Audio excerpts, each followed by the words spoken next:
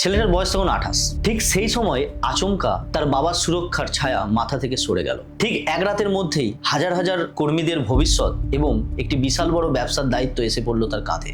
আমি কথা বলছি আদিত্য বিড়লা গ্রুপের চেয়ারম্যান কুমার মঙ্গল বিড়লাকে নিয়ে। অনেকেই হয়তো জানে না এই কলকাতাতেই জন্ম ওই ভদ্রলোকের। মিস্টার কে এম বিড়লা যখন দায়িত্ব নিয়েছিল তখন অনেকেই ভেবেছিল হয়তো তিনি বেশি দিন চাপ সামলাতে পারবে না, কিন্তু বাবার শেখানো মূল্যবোধকে সঙ্গী করে আতঙ্ক নয় ধৈর্যকে বেছে নিয়েছিল আর ভয়ের বদলে গ্রহণ করেছিল দায়িত্বভার।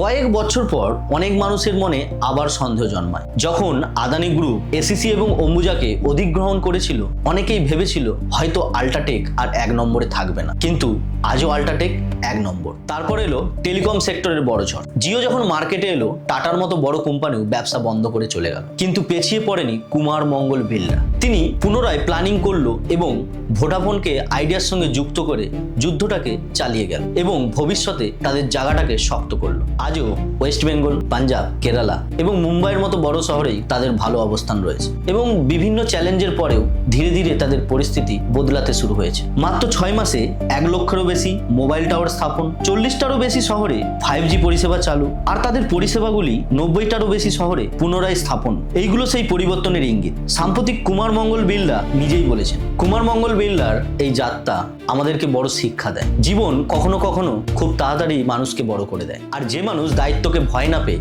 সদরে গ্রহণ করে সাফল্য একদিন তার হাতের মুঠোয়। নমস্কার, আমি Gopal Adhikari. Welcome to my channel mister Adhikari.